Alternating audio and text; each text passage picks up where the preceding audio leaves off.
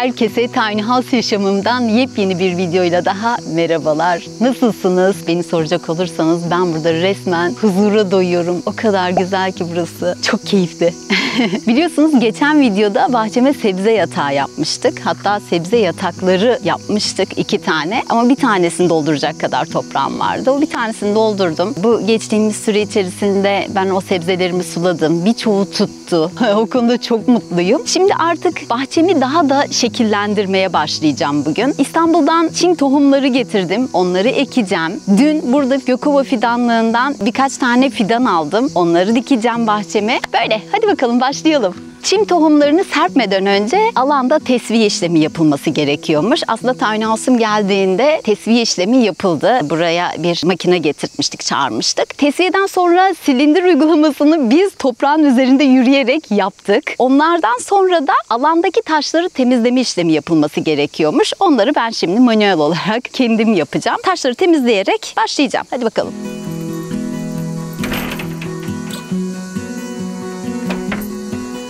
Taşları toplamaya başladım ben. Biraz böyle ele gelenleri toplayacağım. Alamadıklarımı, çok küçük olanları tırmıkla çekeceğim. Öyle planlıyorum yani. Bayağı da varmış ha. Yere doğru çömelince fark ediyor insan ne kadar çok olduğunu. Taşlı bir toprakmış. Biraz hızlı olmak istiyorum ki güneş daha fazla tepeye gelmeden bu işi halledeyim.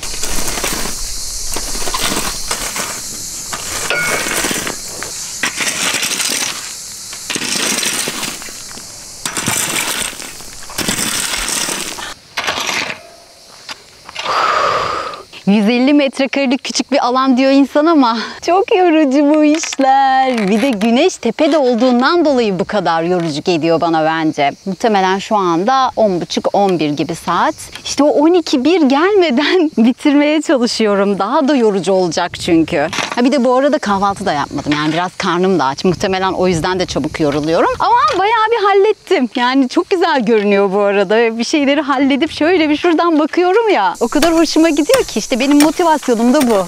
Neyse devam edeyim.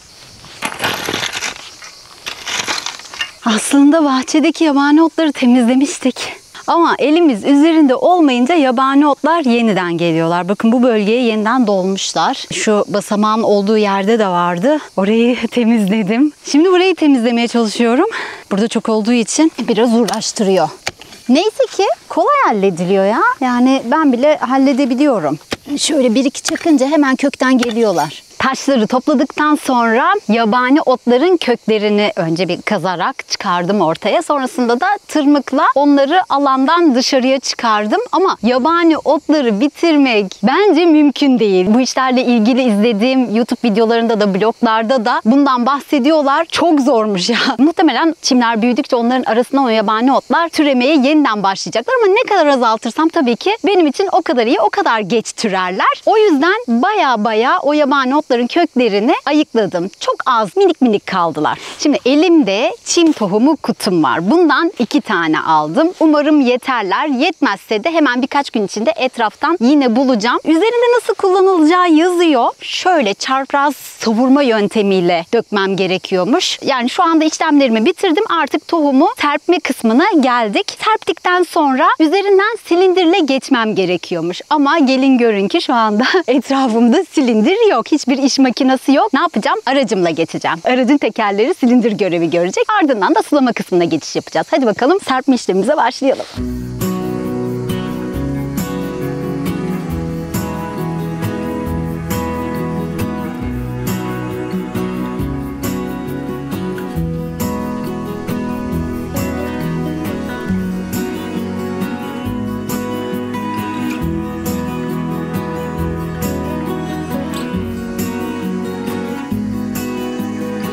Birinci kutumun 1/4 kaldı. Şu kısımdan başladım. Oradan buraya kadar çimlerimi bu şekilde serperek ilerledim. Çim tohumlarımı daha doğrusu. Şimdi zeytinin oraya kadar devam edeceğim bununla. Bu kutuyu bu şekilde bitireceğim. Diğer kutuyu da farklı bir şekilde serpeceğim. Birazdan onu da görürsünüz. Her tarafa homojen şekilde dağılsın diye uğraşıyorum. Üzerine tırpan yapınca da yine homojen şekilde dağılmasına destek vermiş olacağım. Umarım oluyordur. Wow, denk getiriyorum. Ben terazi burcuyum. Bu tarz şeyleri denk getiririm. Mesela pazardan domates alırım. Tam 20 liralık olsun derim. Gerçekten de 20 liralık olur. Daha dün yaşadım bunu. Burada Gökova Pazarı'na gittim dün.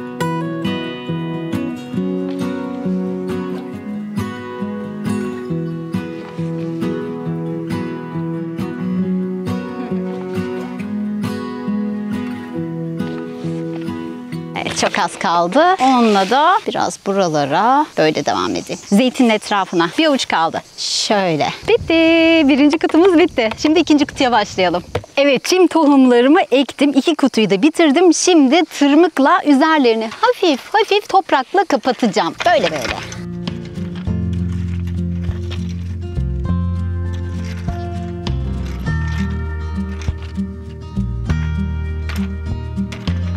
Peki ben şu anda ne yapıyorum? Silindirim olmadığı için tohumların üzerinden arabamla geçiyorum. Her taraftan geçmeye çalışıyorum.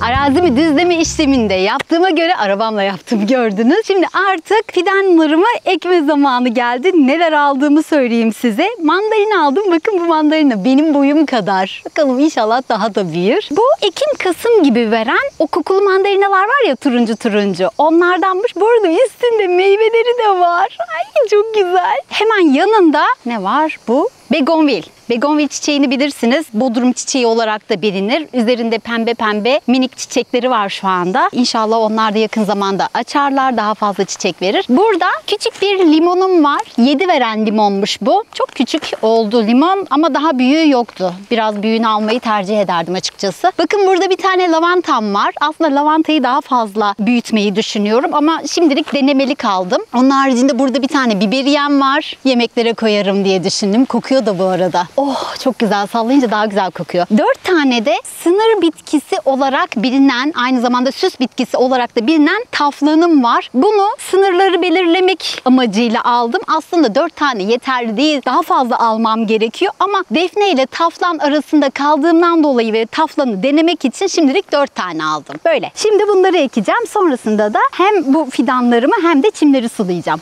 Başlayalım.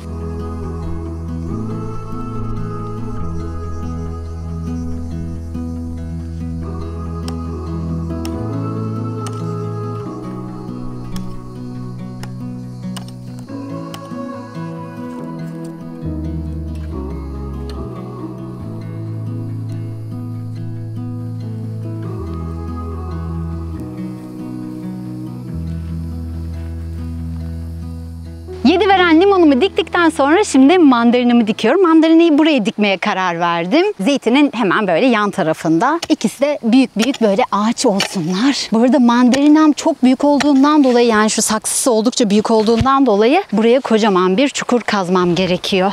Limonu daha kolay dikmiştim.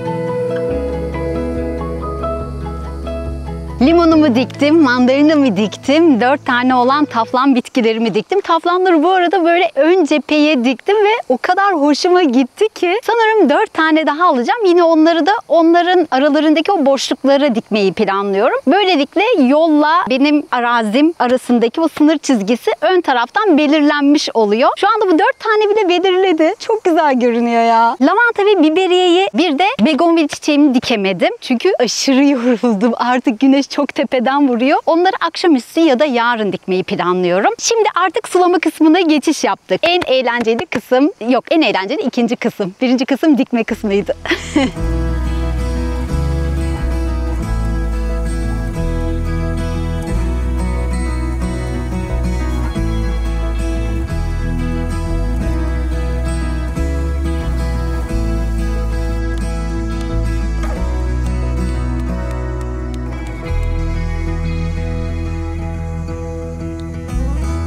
Sebzelerimi ekeli 4-5 gün kadar oluyor. Onları sabah ve akşam olmak üzere günde 2 kere suluyorum. Sabah sulamasında bugün biraz geciktim. Aslında güneş üstlerine gelmeden önce sulamam gerekiyor. İlk başlarda bilmiyordum. Bu fiskiyenin şöyle yağmur modu var.